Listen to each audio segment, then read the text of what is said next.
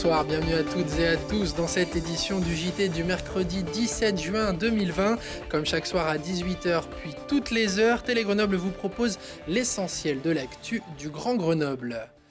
Nordal Lelandais reste mise en examen pour meurtre précédé d'un viol sur la personne de Maëlys de Arrojo.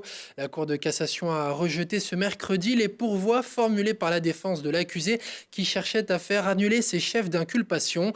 Maître Jakubowicz, en représentation de son client, avait saisi la Cour de cassation en demandant de ne pas retenir le témoignage du co-détenu de Lelandais auprès duquel il aurait avoué le viol. Cette décision de maintenir la requalification des faits ouvre donc la voie à un procès pour viol.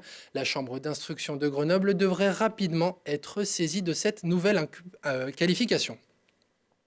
Serez-vous le prochain propriétaire de l'ancien institut de géographie alpine? Cette verrue de la Bastille, comme le qualifient certains, c'est en tout cas ce que propose l'agence immobilière Visio Immo, qui a publié il y a quelques jours une annonce sur le site Le Bon Coin. Prix affiché 1 950 000 € pour les 3300 mètres carrés du bâtiment et ses 3 hectares de terrain.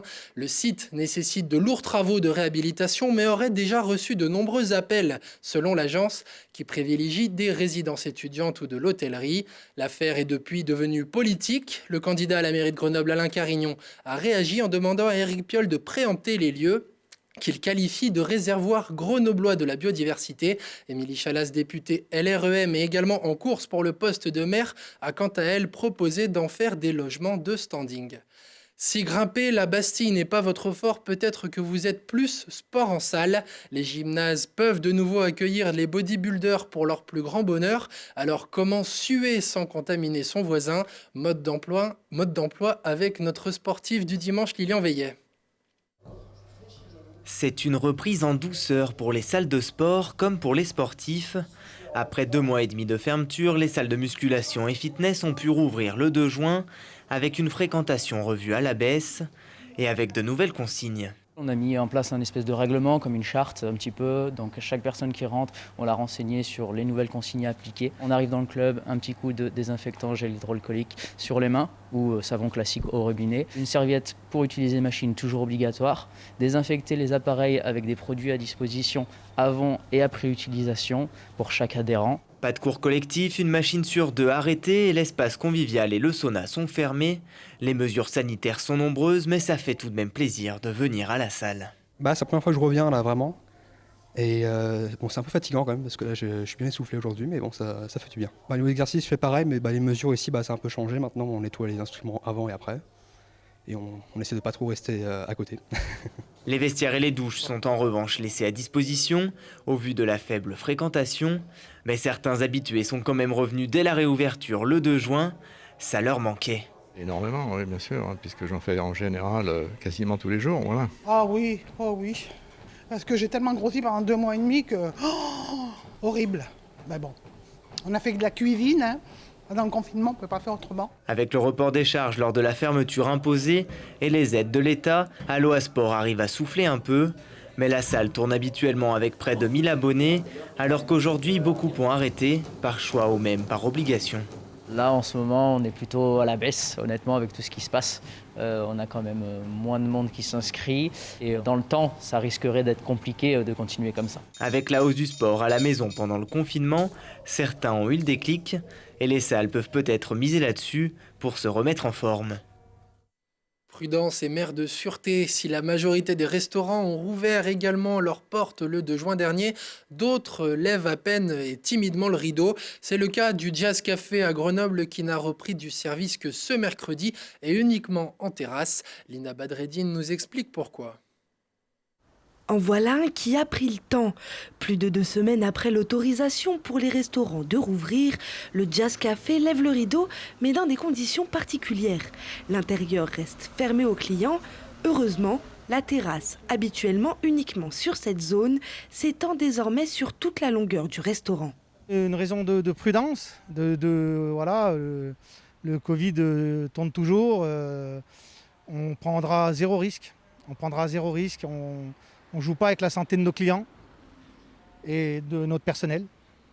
Donc voilà, zéro risque. Des mesures drastiques ont donc été prises, marquage au sol, retrait et prise des commandes au comptoir, mais surtout plus de vaisselle, uniquement des boîtes à emporter et des couverts jetables. Oui, il a fallu revoir toute l'organisation. Déjà au niveau du personnel, bon, vous vous doutez bien, on n'a pas pu reprendre tout le monde, donc on est en service minimum. On a dû adapter la carte également, une carte adaptée justement pour faire de l'emporter, pour pouvoir satisfaire à nos clients, tout en gardant notre image, notre personnalité. Et si la reprise a été longue et organisée, c'était pour la bonne cause. Oui, ça fait du bien de rouvrir les portes, ça fait du bien de revoir les clients et un soulagement, un grand soulagement. Déjà, on respire, on se dit, dès que le confinement il est fini, on peut tout sortir, en profiter. Puis bon, la terrasse, on aime bien, puis avec les beaux jours, rester au soleil, en profiter un peu.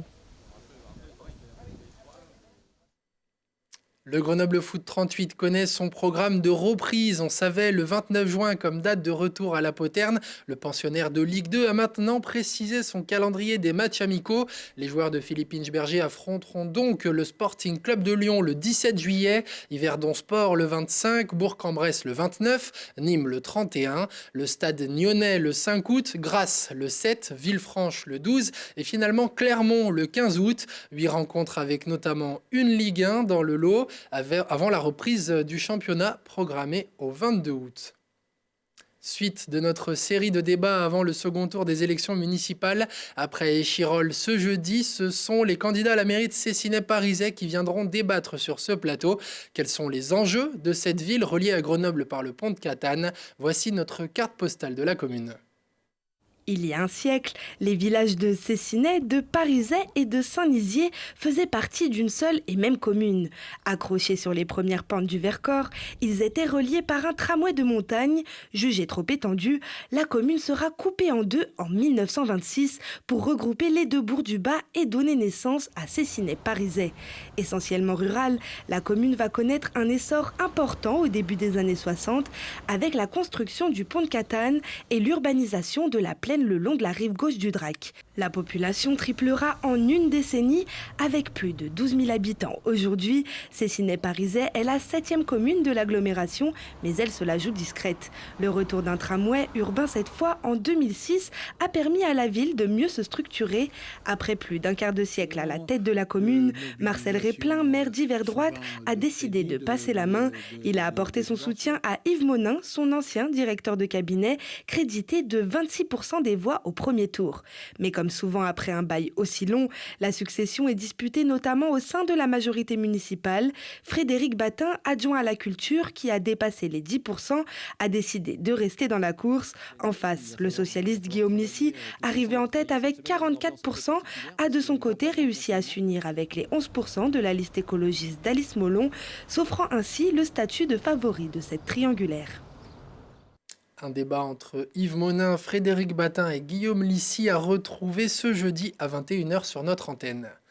Nouveau numéro de notre magazine régional Voyons voir ce jeudi à 20h45. Cette semaine, Catherine Lamanche et son équipe vont à la découverte d'une pratique sportive qu'on connaît très bien en Isère. Regardez la bande-annonce.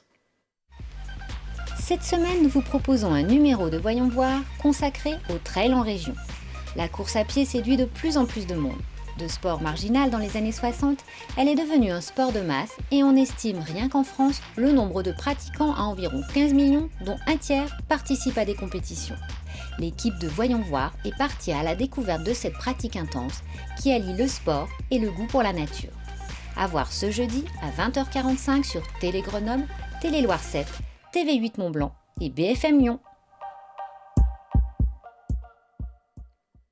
Dans le même thème, le préfet de l'Isère a appelé à la responsabilité et au discernement de chacun avant de se lancer dans une activité de montagne. Lionel Beffre a rappelé que le département a été endeuillé ces derniers jours par le décès de 2 individus en montagne et que les activités sportives sont pratiquées avec prudence.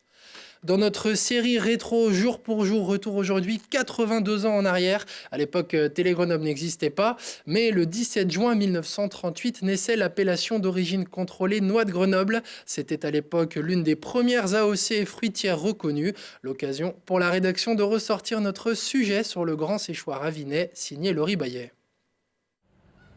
C'est ici, au cœur de cette ancienne ferme restaurée et réhabilitée, que se trouve un musée consacré à l'histoire de la noix de Grenoble.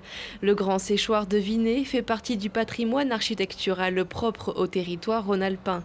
Un bâtiment ancien qui abrite les secrets du premier fruit au monde, ayant reçu en 1938 une appellation d'origine contrôlée. La noix de Grenoble a toujours été présente sur le territoire. Alors la noix, elle pousse ici depuis très longtemps.